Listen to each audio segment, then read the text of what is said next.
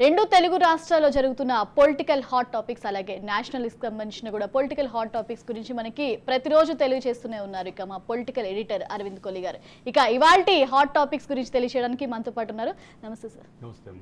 So ఇవాళ ప్రతిరోజు మనం పేపర్లో వచ్చే అంశాలైనా అటు ముఖ్యంగా జరిగే హాట్ టాపిక్స్ గురించి అయినా ప్రతిరోజు డిస్కస్ చేస్తూనే ఉన్నాం. ఇక ఇవాళ ముఖ్యంగా ప్రధాన అంశంగా ఉన్నది ఏంటంటే తెలంగాణలో మోదీ పర్యటన. ఇక ప్రస్తుతానికి మనం మోదీ పర్యటన గురించి మాట్లాడుకుంటే ఇక 2 రోజుల పాటు తెలంగాణ మోడీ టూర్ ఉండబోతోంది తెలంగాణ. దీనికి సంబంధించి అంటే 2 రోజుల పాటు ఉండబోయే ఈ టూరు మొత్తం అంటే తెలంగాణ రాష్ట్రంతో పాటు ఈ ఎన్నికల్లో కీలకంగా ఉండబోయే రాష్ట్రాలని కొన్నింటిని ఐడెంటిఫై చేసింది. 10 రోజుల టూరు 12 రాష్ట్రాలు. ఈ 10 రోజుల టూర్లో భాగంగా తెలంగాణలో 2 రోజులు ఉండబోతున్నారు. ఈ 2 రోజుల పర్యటనలో ఈరోజు ఆదిలాబాద్, రేపు సంగారెడ్డిలో ఉన్నటువంటి అటెండ్ చేస్తున్నటువంటి పరిస్థితి ఉంది. అయితే ఆదిలాబాద్ గత ఎన్నికల్లో అనూహ్యంగా బీజేపీ గెలిచింది. ఈసారి అభ్యర్థిని మారుస్తారనే ప్రచారం ఒక పక్క ఉంది. రెండో పక్క అక్కడ ఉన్నటువంటి గిరిజనుల్లో ఉన్నటువంటి ఒక వైరుధ్యాన్ని, ఆదివాసీలకి లంబాడలకు ఉన్నటువంటి ఘర్షణ వాతావరణాన్ని ఒక వర్గాన్ని దగ్గర చేసుకొని పోయినసారి ఎన్నికల్లో బీజేపీ లబ్ధి పొందిందనే రాజకీయపరమైనటువంటి సమీకరణాలు, సమీక్షలు ఉన్నాయి. దాన్ని ఈసారి మరొక వర్గాన్ని దగ్గర తీసుకునే ప్రయత్నం చేస్తోంది అనేది, అంటే గతంలో లంబాడాలు మొత్తం తెలంగాణ రాష్ట్రంలో ఎక్కువగా బీఆర్ఎస్తో ఉన్నారు అనేది ఒక చర్చ ఉంది, ఒక కంక్లూజన్ ఉంది. దాన్ని ఇప్పుడు టార్గెట్ చేసి మొత్తం లంబాడాస్ని దగ్గర చేసుకునే క్రమంలో రమేష్ రాథోడ్కి అభ్యర్థిత్వం ఇస్తారు అనేటటువంటి చర్చ బాగా విస్తృతంగా ఉంది. అదే సందర్భంలో రమేష్ రాథోడ్ స్వయంగా కూడా గతంలో తెలుగుదేశంలో ఉన్నప్పుడు కానీ, ఆ తర్వాత బీజేపీలోకి వచ్చినప్పుడు కానీ స్వయంగా బాగా గ్రౌండ్ లెవెల్లో పనిచేసే నాయకుడే. స్వయం బాబురావు గ్రౌండ్ లెవెల్లో పనిచేసే నాయకుడే. ఆ రకమైనటువంటి డెవలప్మెంట్ వచ్చింది. కానీ ఇప్పుడు ఈ ప్రధానమైనటువంటి అంటే ప్రధాని వస్తున్నారు, అంటే ఈ కాన్సన్ట్రేషన్ అంతా రాజకీయ కాన్సన్ట్రేషన్ జరుగుతోంది కాబట్టి మనం కీలకంగా గమనించాల్సింది ఏంటంటే మొదటి 9 మంది అభ్యర్థుల్లో ఆదిలాబాద్ ప్రకటించలేదు. సిట్టింగ్ స్థానం అయినప్పటికీ ప్రకటించలేదు. ఈ రాజకీయపరమైనటువంటి చర్చలు జరుగుతున్నాయి. అయితే ఇవి ఒక పక్కన ఉంటే అక్కడ కొన్ని అభివృద్ధి పథకాలని ప్రధాని రేపు ఇవాళ ఈరోజు రేపు ప్రారంభించబోతున్నారు. సిట్టింగ్ ఎంపీ ఉన్నారు వాళ్ళకి. సిట్టింగ్ ఎంపీ ఉన్నటువంటి నేపథ్యంలో అక్కడ కొన్ని పథకాలను ప్రభుత్వం ఇచ్చింది, కేంద్ర ప్రభుత్వం ఇచ్చింది, వాటిని ప్రారంభించబోతున్నారు. అయితే ఆదిలాబాద్ లాంటి నియోజకవర్గాల్లో అంటే పార్లమెంటరీ నియోజకవర్గంలో ఈసారి ఉమ్మడి ఆదిలాబాద్ జిల్లాలో 4 పార్లమెంట్ స్థానాలు, అంటే మొత్తం తెలంగాణలో 8 స్థానాలు గెలిస్తే 4 ఆదిలాబాద్ జిల్లాలోనే గెలిచినటువంటి పరిస్థితి ఉంది. ఆదిలాబాద్ కానీ, నిర్మల్ కానీ, సిరిపూర్ కానీ, అంటే ఎక్కడైతే బలహీనంగా ఉంది గతంలో బీజేపీ అనుకున్న చోట అనూహ్యమైనటువంటి ఫలితాలు వచ్చినాయి. కాబట్టి దాన్ని ఇంకా కన్సాలిడేట్ చేసుకోవటం, ఆ కన్సాలిడేట్ చేసుకున్న క్రమంలోనే నాకు తెలిసి మోడీ ఈరోజు ఒక ప్రకటన ఇవ్వబోతున్నారు. మా ఎంపీని గెలిపిస్తే మేము ఇన్ని అభివృద్ధి పథకాలు ఇచ్చాము, రాబోయే ఎన్నికల్లో మొత్తం 17 మాకు ఇస్తే మేము ఇంకా అభివృద్ధి చేస్తాం అనే ఇండికేషన్ అయితే ఇవ్వబోతున్నటువంటి పరిస్థితి ఉంది. ఇక రెండోది సంగారెడ్డిలో రేపు జరగబోయే సభ. సంగారెడ్డిలో రేపు జరగబోయే సభ జహీరాబాద్ పార్లమెంట్ని కాన్సన్ట్రేట్ చేస్తూ, అదే సందర్భంలో మెదక్ పార్లమెంట్ని కాన్సన్ట్రేట్ చేస్తూ జరుగుతుంది. దీని ఉద్దేశం ఏంటంటే, ఒకటి క్లియర్ ఏంటంటే, జహీరాబాద్లో సిట్టింగ్ ఎంపీగా ఉన్న బీబీ పాటిల్, బీఆర్ఎస్ నుంచి 2 సార్లు గెలిచినటువంటి బీబీ పాటిల్ ఆల్రెడీ బీజేపీలోకి వచ్చారు, అభ్యర్థిగా ప్రకటించారు. వాళ్ళు మొదటి లిస్టులోనే ఆయన పేరు వచ్చేసింది. కాబట్టి అదొకటి క్లియర్.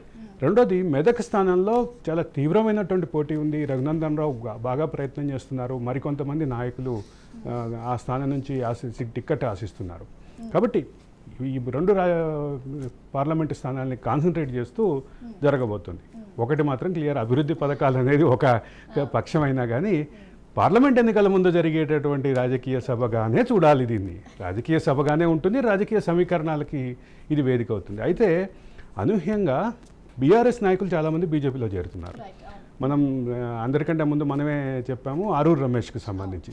ఆరూరు రమేష్ మేడిగడ్డ వెళ్ళారు కదా అని నాతో ఒక మిత్రుడు అన్నప్పుడు నేను చెప్పాను, ఈరోజు మేడిగడ్డ వెళ్ళారు, 3 రోజుల తర్వాత బీజేపీలో చేరే ప్రకటన వస్తుంది అని. బట్ నమ్మలేదు, అంటే రాజకీయ పరంగా ఇవి నమ్మలేదు. ఇంకొక డెవలప్మెంట్ ఏంటంటే, నిన్న కరీంనగర్ మన పెద్దపల్లి పార్లమెంటరీ నియోజకవర్గాల సమీక్షలో కేసీఆర్తో పాటు ఉన్న మరో నాయకుడు కూడా 2-3 రోజుల్లో బీజేపీలో చేరబోతున్నారు. అది ఇదేం దాపరికం లేదు. ఆ 2 స్థానాల పార్లమెంటు సమీక్షలో కేసీఆర్, కేటీఆర్ పక్కన ఉంది వేదిక మీద ఉన్నటువంటి నాయకుడే త్వరలో చేరబోతున్నటువంటి పరిస్థితి ఉంది. కాబట్టి ఈ రాజకీయాల్లో ఒక పక్కన పార్లమెంట్ ఎన్నికలకు అంటే దగ్గరకు వచ్చేస్తుంది, సమీపిస్తున్నటువంటి ఈ తరుణంలో ఖచ్చితంగా రాజకీయ సభగానే దీన్ని చూడాలి తప్ప అభివృద్ధి అనేది ఒక అభివృద్ధి పథకాల ప్రారంభోత్సవం అనేది ఒక సాకు మాత్రమే. ఇది ఈ వేదికగా పార్లమెంట్ నియోజకవర్గాలకి at the same time Telangana సమాజానికి ఒక మెసేజ్ ఇవ్వటం కోసం మోడీ వస్తున్నారు అనేది క్లియర్. అందులో ఎక్కడా భేదాభిప్రాయం లేదు, అసలు ఇంకొక సెకండ్ థాట్ ఉండటానికి లేదు. ముఖ్యంగా ఈ చేరికలే దీనికి అంటే చేరికల్ని ఎలా చూడాలి? ముఖ్యంగా అటు చూసుకుంటే మనం బీఆర్ఎస్ కి సంబంధించిన ఎక్కువ నిరుత్సాహపడినట్టు కనిపిస్తుంది బీఆర్ఎస్ చేరికలు. అంటే ఒకటి కీలకంగా గమనించాల్సింది ఏంటంటే బీఆర్ఎస్ లో చేరేవాళ్ళు ఎవరూ లేరు. బీఆర్ఎస్ నుంచి ఒకవైపు కాంగ్రెస్ కి చేరికలు ఉన్నాయి, ఒకవైపు బీజేపీకి చేరికలు. ఎక్కువ కాంగ్రెస్ కి చేరికలు ఎక్కువ కనిపిస్తున్నాయి. అంటే అధికారంలో ఉండడం వల్ల, అధికారంలో ఉండటం ఒక పాయింట్, రెండోది బీఆర్ఎస్ బలహీనపడింది అనేటటువంటిది ఒక పాయింట్. అది బీఆర్ఎస్ బలహీనపడింది అనే భావం వీళ్ళకి వచ్చేయటంతో ఒక సేఫ్ ప్లేస్ చూసుకుంటున్నారు అనేది ప్రస్తుత పరిస్థితి. అయితే నేను ఎప్పుడు చెప్పే మాట మళ్ళా చెప్తున్నా, రెండు జాతీయ పార్టీలు ఇక్కడ రెండు జాతీయ పార్టీల మధ్య మాత్రమే ఈ స్ట్రగుల్ ఉండాలి అని కోరుకుంటున్నాయి. ఈ రాజకీయపరమైనటువంటి పోరాటం, రాజకీయపరమైనటువంటి ప్రత్యర్థిగా, తమకు రాజకీయ ప్రత్యర్థిగా బీజేపీ మాత్రమే ఉండాలని కాంగ్రెస్ కోరుకుంటోంది, కాంగ్రెస్ మాత్రమే ఉండాలని బీజేపీ కోరుకుంటుంది. వీళ్ళిద్దరు ఈ కోరికలో తెలంగాణ రాష్ట్ర సమితి అలియాస్ భారత రాష్ట్ర సమితి అది దానికి సంబంధించినటువంటి వీకెండ్ చేసేటటువంటి, దాన్ని బలహీనపరిచేటటువంటి ప్రయత్నం జరుగుతుంది. ఈ బలహీనపరిచే ప్రయత్నంలో భాగమే ఇది. అంటే ఒక ఎన్విరాన్మెంట్ క్రియేట్ అయ్యి ఉంది ఆల్రెడీ. బీఆర్ఎస్ నిజంగానే బలహీనపడింది అనేటటువంటి భావం ఆ కార్యకర్తల్లో ఒక పక్కన ఉండి ఉంటుంది. వాళ్ళే ఎవరికి వాళ్ళే ద్వితీయ శ్రేణి నాయకులు కానీ లేదా అగ్రభాగాన్ని ఉన్నటువంటి నాయకులు కానీ సేఫ్ చూసుకుంటున్నటువంటి పరిస్థితి ఉంది. కాబట్టి ఈ రెండిట్లో ఎటువైపు వెళ్ళాలి అనేది వాళ్ళ, అంటే ఇక్కడ రాష్ట్రంలో కాంగ్రెస్ అధికారంలో ఉంది, కేంద్రంలో ఈరోజు బీజేపీ అధికారంలో ఉంది. బహుశా వస్తే కాంగ్రెస్ బీజేపీ తప్ప ఇంకా థర్డ్ ఫ్రంట్ వచ్చే ఛాన్స్ ఎక్కడ కనిపించట్లేదు. కాబట్టి అది కూడా బీజేపీకి ఎక్కువ అవకాశాలు కనిపిస్తున్నాయి. కాబట్టి బీజేపీ వైపు, కేంద్రంలో సేఫ్టీ చూసుకునే వాళ్ళు బీజేపీ వైపు మొగ్గు చూపుతున్నారు, రాష్ట్రంలో సేఫ్టీ చూసుకునే వాళ్ళు కాంగ్రెస్ వైపు మొగ్గు చూపుతున్నారు. అంటే మొగ్గు చూపుతున్న క్రమంలోనే వాళ్ళు మాట్లాడుతున్నటువంటి మాటలు ఏంటంటే, మేము ఇన్నాళ్ళు సఫర్ అయ్యాము, హ్యూమిలేట్ అయ్యాము, ఒక అంటే కేసీఆర్కి కేటీఆర్కి అత్యంత సన్నిహితుడిగా ఉన్న ఒక నాయకుడు ఈరోజు సికింద్రాబాద్ పార్లమెంట్ సభ్యుడిగా కాంగ్రెస్ తరఫున పోటీలో ఉందని ప్రచారంలో ఉన్నటువంటి పేరు బొంతు రామ్మోహన్. బొంతు రామ్మోహనే స్వయంగా నేను హ్యూమిలేట్ అయ్యాను, నేను ఉక్కపోతకు గురయ్యాను అని చెప్తుంటే, ఇంకా బొంతు రామ్మోహన్కే ఆ పరిస్థితి ఉంటే మిగతా వాళ్ళకి ఏ పరిస్థితి ఉన్నది, వాళ్ళు ఏ రకమైనటువంటి కంక్లూజన్స్ ఇస్తారో చూడాలి. సరే, బట్ ఒకటి మాత్రం క్లియర్ ఏంటంటే రాష్ట్రంలో రాజకీయాలు వలసలే కాదు, పొలిటికల్ హీట్ కూడా స్టార్ట్ అయిపోయింది.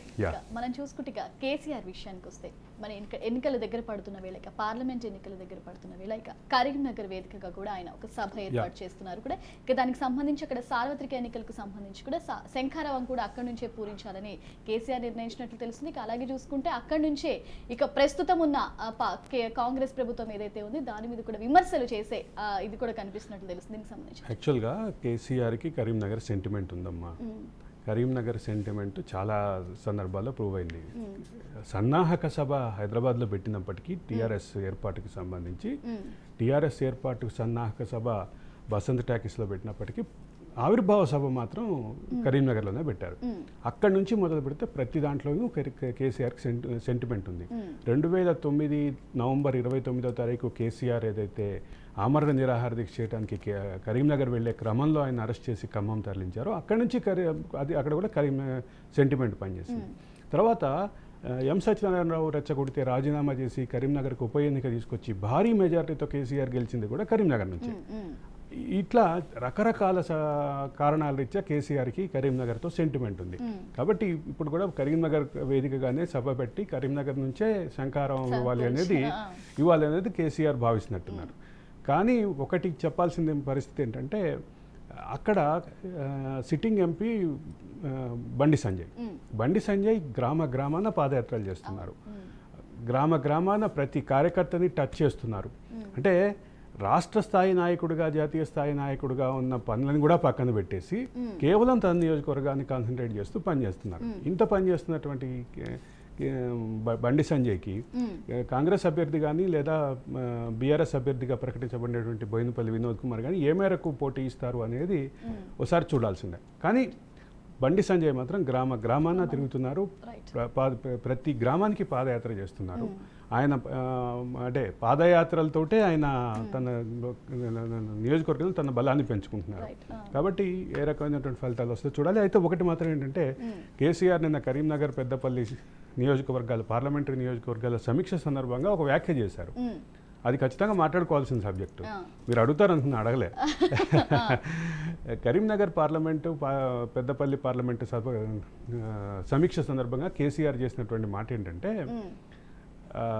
మాకు బీజేపీతోటే పోటీ బీజేపీతోటే ఉంది, మాకు కాంగ్రెస్ పోటీలో లేదు అని చెప్పి వ్యాఖ్య చేశారు. ఇది చూస్తే నాకు పార్లమెంట్ ఎన్నికల విషయం కాసేపు పక్కన పెడితే అసెంబ్లీ ఎన్నికల ముందు కేటీఆర్ చేసిన వ్యాఖ్య ఒకటి గుర్తొచ్చింది. మాకు షర్మిలతోటే పోటీ, మాకు కేఏ పాల్తోటే పోటీ అని. కానీ ఆచరణలోకి వచ్చేసరికి మారిపోయింది. చాలా నియోజకవర్గాల్లో బీజేపీ పోటీ ఇచ్చింది, అన్ని నియోజకవర్గాల్లో కాంగ్రెస్ పోటీ ఇచ్చింది. కాబట్టి రాజకీయపరమైనటువంటి ఇటువంటి వ్యాఖ్యలు పోటీలో ఉన్నటువంటి ఒక ప్రధాన ప్రత్యర్థిని తక్కువ చేసి చూపించడం అనేది అదొక ఎన్నికల స్ట్రాటజీ. ఎప్పుడు అదే స్ట్రాటజీని కేసీఆర్ అది ప్రతిసారి పనిచేయదు అనేది 2023 అసెంబ్లీ ఎన్నికలు రుజువు చేసినాయి. చాలా బలంగా ఆ వాదనను తీసుకురావడానికి చూశారు. కానీ చాలా నియోజకవర్గాల్లో త్రిముఖ పోటీ ఉంది. చాలా నియోజకవర్గాల్లో కాంగ్రెస్ దాదాపు అన్ని నియోజకవర్గాలను బలమైనటువంటి పోటీ ఇచ్చినటువంటి పరిస్థితి ఉంది. స్వయంగా కేసీఆర్, కేటీఆర్, హరీష్ రావు మెజారిటీయే తగ్గింది. కాబట్టి కేసీఆర్కి ఒక నియోజకవర్గంలో ఓడిపోయారు, ఒక నియోజకవర్గంలో మెజారిటీ తగ్గింది.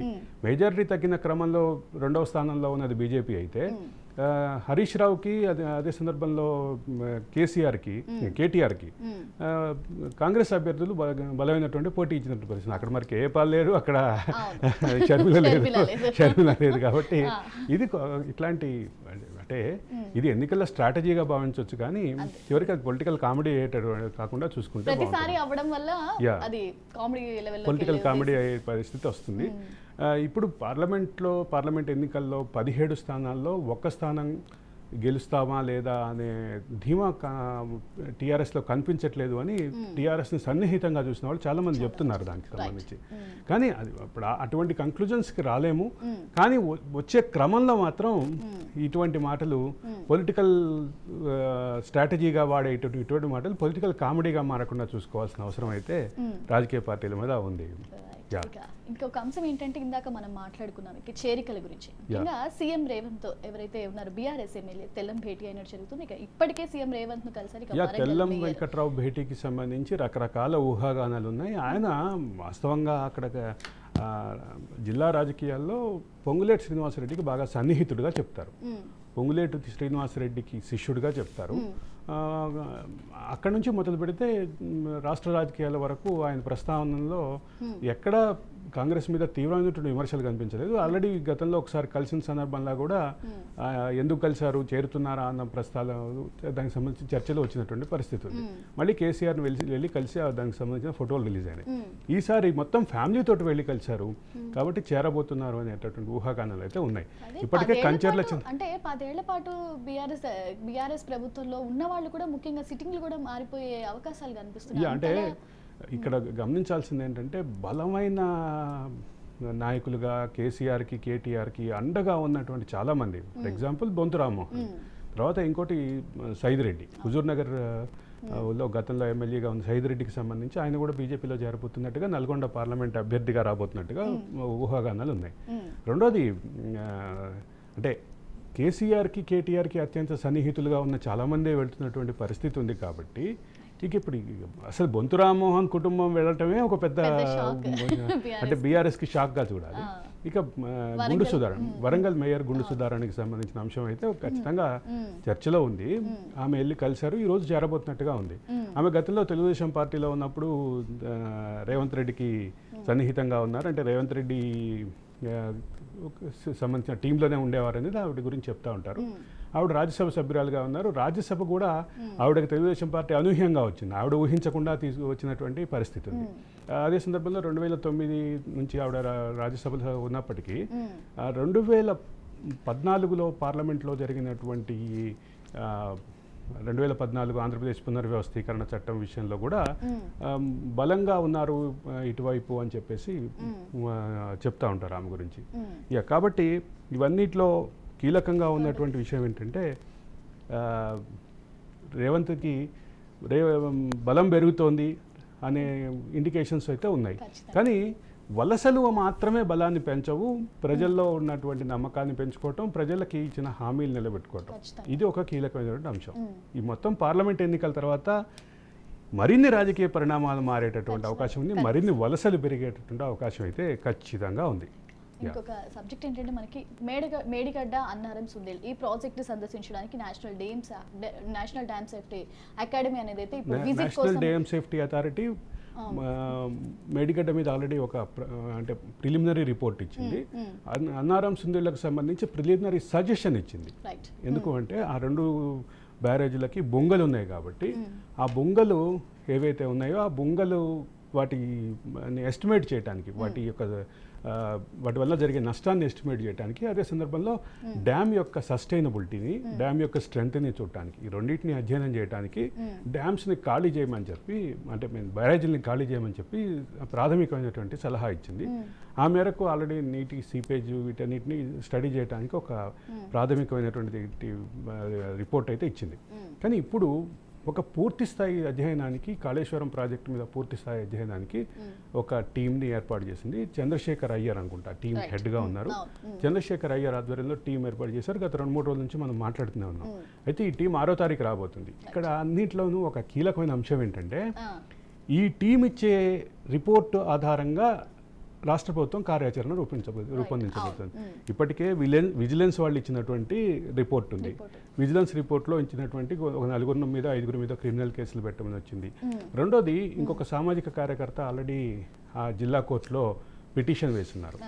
ఆయన వేసినటువంటి పిటిషన్లో కేసీఆర్నే ప్రథమ ముద్దాయిగా చేర్చాలని చెప్పి కోర్టును అడిగిన పరిస్థితి ఉంది. వీటన్నిటి నేపథ్యంలో ఈరోజు ప్రధానంగా ఉన్న చర్చ ఏంటంటే ఈ ప్రాజెక్టు మొత్తం దాని యొక్క ఉపయోగం, అంటే దీనికి చుట్టూ చాలా వివాదాలు ఉన్నాయి. ఈ ప్రాజెక్టుకి కాస్ట్ బెనిఫిట్ రేషియో విషయంలో కాగ్ చేసినటువంటి కామెంట్స్ ఉన్నాయి. అదే సందర్భంలో డిపిఆర్ విషయంలో చేసినటువంటి కామెంట్స్ ఉన్నాయి. ఎస్కలేషన్స్ విషయంలో చేసిన కామెంట్స్ ఉన్నాయి. రెండోది, గుత్తేదారికి కాంట్రాక్టర్ని బెనిఫిట్ చేయడం కోసమే ఎస్కలేషన్స్ చేశారు అనేటటువంటిది ఉంది. కొల్యూజన్ అంటే కాంట్రాక్టరు అధికారులు కొల్యూడ్ అయ్యారు అనేటటువంటి విషయంలో ఉంది. ప్రభుత్వాలకు సంబంధించినటువంటి కొంతమంది పెద్దల కొల్యూజన్కి సంబంధించినటువంటి ఊహాగానాలు ఉన్నాయి. అంటే ఇటువంటి బయట సమాజంలో విస్తృతంగా ఉన్నాయి. వీటన్నిటి నేపథ్యంలో రాష్ట్రంలో అప్పుడున్నటువంటి irrigation principal secretary Rajat Kumar వ్యవహార శైలి మీద ఉన్నాయి, స్మితా సబర్వాల్ వ్యవహార శైలి మీద ఉన్నాయి, ఇరిగేషన్ శాఖని అదనపు బాధ్యతగా నిర్వహించినటువంటి స్మితా సబర్వాల్ మీద ఉన్నాయి. ఇవన్నీ పక్కన పెడితే సాక్షాత్తు ముఖ్యమంత్రి అండ్ ఇరిగేషన్ మంత్రి వాళ్ళిద్దరి మీద కూడా ఉన్నాయి. వీటన్నిటికీ ఎప్పుడు సొల్యూషన్ దొరుకుతుంది? వీటి విచారణ పూర్తయి ఒక క్లారిటీ వస్తే సొల్యూషన్. అయితే 4 నెలల్లోపే కూడా దీనికి సంబంధించిన అంటే ఇంకోటి ఉంది, 4 నెలల్లోనే ప్రధానమైన సమస్య ఉంది. జూన్ వస్తే మళ్ళీ వరద వస్తుంది. గోదావరి లో లయింగ్ రివర్. తెలంగాణలో గోదావరి బాగా కింద నుంచి పారించే దిగువన ప్రవహించే నది. ఆ దిగువన ప్రవహించే క్రమంలో దాని వేగం మామూలుగా ఉండదు. ముఖ్యంగా ప్రాణహిత వరదలు వస్తే గోదావరి మీద ప్రభావం చాలా ఉంటుంది. ఈ విషయాన్ని నీటిపారుదల శాఖకు సంబంధించినటువంటి ప్రాథమిక జ్ఞానం ఉన్న వాళ్ళు కూడా తెలిసేటువంటి పరిస్థితి ఉంది. అంటే ప్రాణహిత వరద వస్తే, అంటే ప్రాణహితని మేమందరం జీవనది అంటాం. ప్రాణహిత మీద అల్లం నారాయణ రాసిన కవితా సంకలనాన్ని కూడా నేను చాలా సందర్భాల్లో చెప్తా ఉంటా. అది ఎంత జీవనదో దీంట్లో అంత జీవం ఉంది అని చెప్తా ఉంటా. అది ప్రాణహితలో వచ్చేటటువంటి వరద ఎట్లా ఉంటుందంటే, అసలు గోదావరిలో దాదాపు ఒక 50-60% దాని ప్రభావం చూపిస్తుంది. ఇంకోటి ఏంటంటే, గోదావరి అక్కడికి వచ్చేసరికి సన్నగా మారిపోతుంది. దాని విడ్త్ని తగ్గించుకుంటుంది అక్కడ, అది మేడిగడ్డ దగ్గర. అక్కడ ఉండే ఫోర్స్కి ఏమాత్రం ప్రాబ్లం ఉన్నా తోసేస్తుంది. కాబట్టి వీటన్నిటి సమస్యలను దృష్టిలో పెట్టుకుని అర్జెంటుగా చేయాల్సినటువంటి పని ఉంది. ఇప్పుడు ప్రభుత్వాన్ని విమర్శిస్తున్న వాళ్ళు కూడా ఏమని విమర్శిస్తున్నారు? అది కొట్టుకుపోవాలని ప్రభుత్వం కోరుకుంటుంది అంటున్నారు. కాబట్టి దానికి అవకాశం లేకుండా నేషనల్ డ్యామ్ సేఫ్టీ అథారిటీ నుంచి క్లారిటీ తీసుకోవాలి, ప్రాజెక్ట్ స్ట్రెంగ్త్ని అధ్యయనం చేయాలి, ప్రాజెక్ట్ యూటిలిటీని అధ్యయనం చేయాలి. ఇవన్నీ వార్ ఫుడ్ బేసిస్ మీద, యుద్ధ ప్రాతిపదిక మీద జరగాల్సినటువంటి పనులు. ఈ పనులన్నీ జరిగితేనే కాళేశ్వరం డ్యామ్ యొక్క వాస్తవిక పరిస్థితి ప్రజల దృష్టిలోకి వస్తుంది, పూర్తి నివేదిక వస్తుంది. దీనికి ఇది జరగాలంటే ఖచ్చితంగా అధ్యయనం జరగాలి. రేపు 6వ తారీఖు అంటే ప్రాథమికంగా ఒకటైతే క్లియర్, ఆ విరిగినటువంటి పియర్స్ ఏవైతే ఉన్నాయో ఆ 3, 4 దానికి సంబంధించినటువంటి పియర్స్, వాటిని డైమండ్ కటింగ్ చేయాల్సిందే అనేది చెప్తున్నారు. ఆ డైమండ్ కటింగ్కి రకరకాల మార్గాలు చెప్తున్నారు. సరే, ఇది ఒక పక్కన పెడితే ఇప్పుడు ఉన్నటువంటి పరిస్థితుల్లో దాన్ని కాపర్ డ్యామ్ కట్టాలి అంటే దానికి ఉండేటటువంటి విధి విధానాలు, దానికి ఉండేటటువంటి నిధులు, వీటన్నిటిని చూడాలి. రెండోది, ఆల్రెడీ ఇప్పుడు ఇక్కడ ఉన్నటువంటి నీటిని పైకి ఎత్తిపోయడానికి ఉన్న ప్రధాన సమస్య ఏంటంటే సీపేజ్. ఇప్పుడు మనం ఒక పక్క నుంచి ఎత్తిపోస్తుంటే ఇంకో పక్క నుంచి సీపేజ్ అవుతూ మళ్ళీ మేడిగడ్డకే వస్తాయి. ఇప్పుడు మనం అన్నారం సుందీళ్ళకి ఎత్తిపోస్తే అవి సీపేజ్ నుంచి మళ్ళీ కిందకే వస్తే మనం ఎత్తిపోసినటువంటి రివర్స్ పంపింగ్ అనే రివర్స్ ఇంజనీరింగ్ అనే కాన్సెప్ట్కే అర్థం లేదు. మనం గతంలో కూడా పైకి ఎత్తిపోసాము, చివరికి ఎల్లంపల్లికి వరద రాగానే కింద నీళ్ళని వదిలేయాల్సి వచ్చింది. సో మళ్ళీ సముద్రంలో కలపాల్సి వచ్చింది, లేదా మళ్ళీ ధవళేశ్వరం బ్యారేజ్ల మీద దగ్గరికి పంపించాల్సి వచ్చింది. కానీ ఇక్కడ ప్రధానమైన సమస్య ఏంటంటే ఈ మూడింటికి సంబంధించినటువంటి స్ట్రెంగ్త్ని అధ్యయనం చేయాలి, ఈ మూడింటికి సంబంధించినటువంటి సస్టైనబిలిటీని అధ్యయనం చేయాలి. ఎందుకంటే నిజంగానే పైకి ఎత్తిపోస్తే ఆ బొంగలు పెద్దగా పెరిగి వరద పెరిగి దాంతో బొంగలు పెరిగితే మళ్ళీ మొదటికి సమస్య వస్తుంది. అసలు మనం ఇప్పుడు చేసేటటువంటి రికరింగ్ ఎక్స్పెండిచర్లో భాగంగా ఇప్పుడు రివర్స్ పంపింగ్ ద్వారా ఎత్తిపోసేటటువంటి దానికి కూడా అర్థం ఉండదు. కాబట్టి ప్రధాన సమస్య అది. ఇక మనం ఏపీ పాలిటిక్స్కి వెళ్దాం. ఇక ఏపీలో నిజంగా ఎప్పుడు చూసుకున్నా కూడా పొలిటికల్ హీట్ ఎప్పటికప్పుడు కనిపిస్తుంది. ఇక ముఖ్యంగా వైసీపీ సిద్ధం సభలతోటి సీఎం జగన్మోహన్ రెడ్డి నిజంగా సిద్ధం సభలు ఏర్పాటు చేసిన దగ్గర నుంచి నాకైతే జనంలో మళ్ళీ ఆదరణ పెరుగుతున్నట్టు అనిపిస్తుంది. ఇక అలాగే చూసుకుంటే మేనిఫెస్టోని కూడా ఇక తొందరలో విడుదల చేయనున్నట్లు తెలుస్తుంది. ముఖ్యంగా రైతులకి అటు విద్యార్థులకి పెద్దపీట వేయనున్నట్లు కూడా జగన్ ఇచ్చిన సభల ద్వారా కూడా మనకు అర్థమవుతుంది. ఇక ముఖ్యంగా దీనికి సంబంధించి ఏం చెప్తారు? ఇంకోటి విషయం మర్చిపోయారు, నేను ప్రశాంత్ కిషోర్ చేసిన కామెంట్స్, హైదరాబాద్ వేదికగా ప్రశాంత్ కిషోర్ చేసిన కామెంట్స్, అటు కూడా అంటే అదే అందుకే పొలిటికల్ హీట్ ఏపీలో ఎప్పుడు కనిపిస్తున్నది. అందుకే రెండు పార్టీలకి, రెండు కూటమిలకి, అంటే ఒక పక్క రెండు పార్టీల కూటమి ఉంది, ఒక పక్క సింగిల్ గా జగన్మోహన్ రెడ్డి ఉన్నారు. బీజేపీ డైలమా పెట్టింది. కాబట్టి నిన్న బీజేపీ రాష్ట్ర స్థాయి సమావేశం కూడా అయింది. అవసరమైతే 175 అసెంబ్లీ, 25 పార్లమెంట్లకు కూడా మేము పోటీ చేస్తామని చెప్పి బీజేపీ అవసరమైతే మా కేంద్ర నాయకత్వం ఆదేశిస్తాయని చెప్పారు. ఇక్కడ ఒక ప్రధానమైన అంశం గమనించాల్సింది, అసలు వీటన్నిటిలోనూ రాజకీయంగా ఉన్నటువంటి కీలకమైన అంశం ఏంటంటే సభలు సక్సెస్ అవటంతో మాత్రమే మనం రాజకీయ పరమైనటువంటి అంచనాకి రాలేము. 2009లో తెలుగుదేశం పార్టీ పెట్టిన యువగర్జన సభ సూపర్ డూపర్ సక్సెస్, కానీ 2009లో వాళ్ళకి ఆ రకమైనటువంటి ఫలితాలు రాలేదు. అంటే ప్రధానంగా అక్కడ పొత్తులు బాగా దెబ్బకొట్టినాయి. 2009లో ఓటమిలో ప్రధానమైన భూమిక పోషించింది పొత్తులకు సంబంధించిన వైఫల్యం. ఇది నేను చెప్పే మాట కాదు, తెలుగుదేశం పార్టీ తన సమీక్షలో చెప్పుకుంది. 2009 పార్లమెంట్ అసెంబ్లీ ఎన్నికల ఓటమి తర్వాత జరిగినటువంటి సమీక్షలో వాళ్ళు చెప్పుకున్నటువంటి అంశాల్లో పొత్తుల్ని కరెక్ట్గా ఎగ్జిక్యూట్ చేయలేకపోయాము, పొత్తుల కారణంగా రెబల్స్ సమస్యతోటి కొంత ఇబ్బంది అయింది, రెబల్స్తో పాటు మనం సాఫ్ట్గా ఉండి మన సాఫ్ట్నెస్ చూసుకుని ఒకే నియోజకవర్గంలో 2 పార్టీల అభ్యర్థులు పోటీ చేసినటువంటి పరిస్థితి ఉంది. మనం ముందు ఇచ్చినటువంటి బీఫామ్ని క్యాన్సిల్ చేయక ఇట్లాంటి సమస్యలు ఎదుర్కొన్నాం. అప్పుడు టీఆర్ఎస్ తోటి పొత్తు బాగా ఇబ్బందికరమైనటువంటి పరిస్థితి వచ్చింది అని ఒక కంక్లూజన్ చేశారు. అంటే పొత్తు కేంద్రంగా చాలా వైఫల్యం చూశారు వాళ్ళు. ఈసారి ఒక పక్క పొత్తులకి సంబంధించినటువంటి సమీక్ష ఒక పక్క జరుగుతుంది.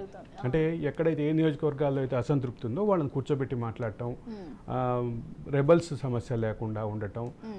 రెండోది అసంతృప్తిగా ఉన్న వాళ్ళు వేరే పార్టీలు అంటే వైసీపీలకు వెళ్లకుండా చూడటం. వీటన్నిటిని ఒక పక్క ఎక్సర్సైజ్ చేస్తుంది. ఈ ఎక్సర్సైజ్ ఫలితాలు ఇస్తుందా లేదా అనేది మన రిజల్ట్లోనే చూడాలి. కానీ వాళ్ళ 2 పార్టీలకి సంబంధించినటువంటి బీసీ డిక్లరేషన్కి ఒక కమిటీ కూడా వేశారు నిన్న. ఆ బీసీ డిక్లరేషన్ కమిటీ కూడా ఎట్లా వస్తుందో చూడాలి. ఇవన్నీ ఒక పక్కన పెడితే ప్రశాంత్ కిషోర్ నిన్న మాట్లాడిన మాటల్ని మాత్రం అంటే ఆయన అన్నట్టు మొన్న కూడా మనం తెలంగాణ విషయానికి వస్తే అదే మార్పు కోరుకుంటున్నారు ప్రజలు అన్నట్టు కూడా ఇప్పుడు ఈయన కూడా సేమ్ ప్రజలు మార్పు కోరుకుంటున్నారు. నేను అక్కడికే వస్తున్నా. ప్రశాంత్ కిషోర్ మాటల్ని మొదలు పెట్టగానే రెండు పార్టీల అంటే రెండు ఒక కూటమి ప్లస్ ఇంకో పక్క పార్టీ వీళ్ళ సోషల్ మీడియా వారియర్స్ కానీ వీళ్ళకి అనుబంధంగా అంటే వీళ్ళకి కొంచెం అనుకూలంగా ఎవరి పార్టీకి అనుకూలంగా ఉండే విశ్లేషకులు కానీ ఛానల్స్ కానీ అన్నీ మొదలు పెట్టేసినాయి దీనికి సంబంధించిన చర్చలు. అంటే ఒక పక్క ఏమో ప్రశాంత్ కిషోర్ 2019లో మిమ్మల్ని గెలిపించిన ప్రశాంత్ కిషోరే చెప్తున్నాడు అనేది ఇటు పక్క టీడీపీ జనసేన వాదన అయితే అంటే ప్రధాన వాదన వాళ్ళ తీసుకొస్తున్నటువంటి వాదన అట్లా ఉంటే రెండో పక్కన ఉన్నటువంటి వాదన ఇంకోటి ఉంది. తెలంగాణ ఎన్నికల్లో కేసీఆర్ మళ్ళా గెలుస్తాడని ప్రశాంత్ కిషోర్ చెప్పాడు కానీ గెలవలేదు కదా అనేది వైసీపీ వాదన. ఈ రెండింటి వాదనలో ఒకటి క్లియర్గా చెప్పాల్సింది ఏంటంటే ప్రశాంత్ కిషోర్ ఐపాక్ని వదిలేసి చాలా కాలం అయింది. ప్రశాంత్ కిషోర్ అంటే గతంలో చెప్పేటటువంటి సమాచారం ఐపాక్ నుంచి తీసుకునే ఇన్పుట్స్ ఆధారంగా చెప్పేటటువంటి పరిస్థితి ఉండేది. ప్రశాంత్ కిషోర్ వాదనలు ప్రశాంత్ కిషోర్ అంచనాలు ఈ మధ్య కాలంలో విఫలం అవ్వటం ఒక భాగం అయితే రెండో పక్క ఖచ్చితంగా జనసేన తెలుగుదేశం సమన్వయంతో వెళ్తున్నటువంటి పరిస్థితి ఉంది. కార్యకర్తల్ని సమన్వయపరుస్తున్నారు. కార్యకర్తలకి పోటీలు లేకుండా అంటే రెబల్స్ లేకుండా చూస్తున్నారు. రెండోది వేరే పార్టీలకు వెళ్లకుండా చూస్తున్నారు. ముఖ్యంగా నేను గతంలో కూడా మన షోలో చెప్పాను, పొత్తులో 2-3 కీలకంగా ఉంటాయి. ఒకటి మొదటి నాయకుల మధ్య అండర్స్టాండింగ్, రెండోది కార్యకర్తల మధ్య మింగిల్ అవ్వటం, ఒకరినొకరు కలుపుకోవటం, మూడోది చాలా కీలకమైంది ఓటు బ్యాంక్ ట్రాన్స్ఫర్. ఈ పార్టీకి ఒక ఓటు బ్యాంక్ ఉంటుంది, ఆ పార్టీకి ఒక ఓటు బ్యాంక్ ఉంటుంది. ప్రత్యర్థి పార్టీ అంటే ఈ రెండిట్లో కొంతమంది తమ మిత్రపక్షాన్ని ప్రత్యర్థి పార్టీగా భావించేటటువంటి పరిస్థితి ఉంటుంది. వాళ్ళు కూడా ఓటేసే పరిస్థితి, ఓటు ట్రాన్స్ఫర్ అనేది చాలా కీలకమైనటువంటిది. ఓటు ట్రాన్స్ఫర్ జరిగినప్పుడు మాత్రమే, ఒక పర్ఫెక్ట్ ఓటు ట్రాన్స్ఫర్ జరిగినప్పుడు మాత్రమే దీనికి ఒక ఫలితం వస్తుంది, పొత్తుకు ఒక ఫలితం వస్తుంది. పొత్తు యొక్క అండర్స్టాండింగ్ ఎప్పుడవుతుంది, పొత్తు ఈ అండర్స్టాండింగ్ ఎప్పుడు ఎగ్జిక్యూట్ అవుతుంది అంటే ఇది జరగాలి నాయకుల మధ్య, కార్యకర్తల మధ్య, ద్వితీయ శ్రేణి కార్యకర్తల మధ్య. రెండోది ముఖ్యంగా ఆ పార్టీలో ఓటు బ్యాంక్ ట్రాన్స్ఫర్. అంటే జనసేన పోటీ చేసే నియోజకవర్గాల్లో తెలుగుదేశం ఓటు బ్యాంకు మొత్తం జనసేన కోటేయాలి, తెలుగుదేశం పోటీ చేసే నియోజకవర్గాల్లో జనసేన ఓటు బ్యాంకు మొత్తం ఇటు ఓటు వేయాలి. అప్పుడు మాత్రమే వాళ్ళిద్దరు పొత్తు యొక్క ఫలితాలు కింద స్థాయికి వెళ్తాయి. ఇక దీంట్లో బీజేపీ నానబెడుతోంది ఎందుకు అంటే ఎటు క్లారిటీ ఇవ్వట్లేదు. నిన్న బీజేపీ రాష్ట్ర శాఖ సమావేశంలో కూడా అదే అడిగినట్టుగా మనకున్నటువంటి సమాచారం. మాకేదో క్లారిటీ ఇస్తే ఇప్పుడు జీవీఎల్ నరసింహారావు బీజేపీలో ఒక అగ్రనాయకుడిగా చలామణి అవుతున్నటువంటి వ్యక్తి, ఆయన వైజాగ్ నుంచి పోటీ చేయాలని ఆశపడుతున్నారు. వైజాగ్ నుంచి బీజేపీ అభ్యర్థిగా పోటీ చేసి గెలవాలని ఆశపడుతున్నారు. దానికి సంబంధించి కొంత ఏదో గ్రౌండ్ వర్క్ కూడా చేశారు. ఆ క్రమంలో తెలుగుదేశం అభ్యర్థో జనసేన అభ్యర్థో పోటీలో ఉండకుండా జరగాలంటే జీవీఎల్ నరసింహారావు కూడా క్లారిటీ ఉండాలి కదా. కాబట్టి గ్రౌండ్లో ఉండేటటువంటి ఇబ్బందులు ఇవి. నేను రెండు పార్టీల మధ్య చెప్పినటువంటి ఈ సమస్యలు, ఈ సమన్వయాలు, ఈ ఓటు ట్రాన్స్ఫరు, ఇవి బీజేపీకి కూడా జరగాలి అంటే బీజేపీ త్వరగా నిర్ణయం తేల్చి ఇప్పుడు రెండు పార్టీల మధ్య సమన్వయంతో ఏదైతే చేయడానికి ప్రయత్నం చేస్తున్నారో దాన్ని 3 పార్టీల సమన్వయంగా మార్చాలి. ఇది ఎంత డిలే అవుతుంటే అది పొత్తులు ఎంత డిలే అవుతుంటే అంత నష్టమే తప్ప లాభం అయితే కాదు. పొత్తుల్ని తొందరగా తేల్చుకోకపోతే ఖచ్చితంగా రాజకీయంగా 3 పార్టీలకి నష్టం. 3 పార్టీలకి నష్టం అంటే ఇప్పుడు బీజేపీకి ఉన్న ఓట్ బ్యాంక్ చాలా తక్కువ కాబట్టి నష్టం ఏంటి అనే ఫీలింగ్ వచ్చి ఉండొచ్చు. కానీ బీజేపీకి ఉన్న ఓటు బ్యాంక్ ఒకటే కాదు కదా, బీజేపీకి ఒక క్రెడిబిలిటీ ఉంటుంది కదా. ప్రతి పార్టీకి ఒక పర్టికులర్ ఓటు బ్యాంకు ఆ పార్టీకి ఉండే క్రెడిబిలిటీ నమ్ముతుంది కదా. ఇట్లా నానబెడుతూ ఉంటే ఆ పార్టీకి ఉండేటటువంటి మేధో వర్గం అంటే థింక్ ట్యాంక్ కానీ ఆ పార్టీకి ఉండేటటువంటి రాజకీయపరమైనటువంటి ఎత్తుగడ కానీ తేల్చకపోతే అది ఆ థింక్ ట్యాంక్ కానీ ఆ పార్టీ కార్యకర్తలు కానీ ఏ నిర్ణయం తీసుకోవాలి. కాబట్టి అన్నిటికంటే ముందు చేయాల్సిన పని ఏంటంటే ఆంధ్రప్రదేశ్ రాజకీయాల్లో ఇది జరగాలి. రెండో పక్క వైసీపీ ఏమో మేనిఫెస్టో రిలీజ్ చేయడానికి రెడీ అవుతుంది. తెలుగుదేశం తెలుగుదేశం ఆరు గ్యారంటీలతో ఒక మేనిఫెస్టో 6 గ్యారంటీలని తెలంగాణలో 6 గ్యారంటీలు సక్సెస్ అయింది. అక్కడేమో 6 హామీలు అంటే భవిష్యత్తుకి బాబు గ్యారంటీలో ఏదో పేరు ఇస్తున్నట్టున్నారు. అటువంటి ముందుకెళ్ళాలంటే అటువంటి వాటిని నమ్మించాలంటే అదే సందర్భంలో జనసేనకు ఉన్నటువంటి తెలుగుదేశం ఉమ్మడి మేనిఫెస్టో కూడా ఆలోచన ఉంది. ఇక ఇప్పుడు మళ్ళీ ఈ బీజేపీ కలిస్తే బీజేపీ మళ్ళీ ఉమ్మడి మేనిఫెస్టో ఉంటుంది. ఈ 3 పార్టీల ఉమ్మడి కార్యాచరణ ముందుకు వస్తే తప్ప దీనికి ఒక పరిష్కారం రాదు. మొత్తానికి ప్రశాంత్ కిషోర్ వ్యాఖ్యలపై మాత్రం ప్రశాంత్ కిషోర్ వ్యాఖ్యల్ని నేను ఎట్లా చూస్తున్నాను అంటే మాత్రం నేను వాటిని వ్యాఖ్యలుగానే చూస్తున్నా, వాటిని వ్యాఖ్యానాలుగానే చూస్తున్నా, అంతే తప్ప వాటిని రాజకీయపరమైన అంచనాలుగా చూసే విషయంలో నాకు కొంత అంటే అనుమానాలు ఉన్నాయి. అయితే ప్రశాంత్ కిషోర్ వ్యాఖ్యల్ని తేలిగ్గా తీసిపారేయలేము అనేది కూడా అది కూడా వాస్తవం. ఈ రెండింటిని ఇప్పుడు కాదు మనం తేల్చాల్సింది. ఒక వారం తర్వాత పొత్తులు క్లారిటీ వస్తే తప్ప వీటన్నిటికీ. ప్రశాంత్ కిషోర్ వ్యాఖ్యలపై కొద్ది రోజుల్లో మనకు ఒకటైతే క్లియర్, బీజేపీకి ఓటు బ్యాంక్ తక్కువైనా బీజేపీ కలవటం మూలంగా కొంత బలం వస్తుంది. పోనీ బలం లేదు, బీజేపీతో లేము అనే క్లారిటీ అన్నా కార్యకర్తలకి ప్రజలకి ఇవ్వాల్సినటువంటి పరిస్థితి ఉంది. అప్పుడు క్లియర్గా పోటీ క్లియర్ ఉంటుంది కాబట్టి అప్పుడు మన రాజకీయపరమైన అంచనాలు వేయచ్చు, మన అంచనాల్ని ప్రశాంత్ కిషోర్ అంచనాల్ని కంపేర్ చేసుకుంటూ ఒక కంక్లూజన్కి రావచ్చు.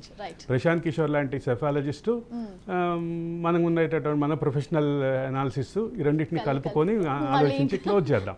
కానీ ఒకటి, ప్రశాంత్ కిషోర్ వ్యాఖ్యల్ని ప్రస్తుతం అయితే వ్యాఖ్యలుగానే చూస్తా. ప్రశాంత్ కిషోర్ వ్యాఖ్యల్ని తీసిపారేయలేం, అదే సందర్భంలో వాటిని వీ కాంట్ మార్కెట్, దాన్ని మనం యూనిట్గా తీసుకోవాలి, ప్రాతిపదికగా తీసుకోలేం. Thank you so much Arvind garu. ఇవాళ పొలిటికల్ అనాలిసిస్ చూసారు కదండి. ఇక 2 తెలుగు రాష్ట్రాలకి సంబంధించి కూడా ఇవాళ పొలిటికల్ అనాలిసిస్ అరవింద్ కొల్లి గారు మనకు ఒక క్లారిటీ ఇచ్చారు. ఇది ఇవాళ స్పెషల్ డిస్కషన్. చూస్తూనే ఉండండి రాష్ట్ర న్యూస్.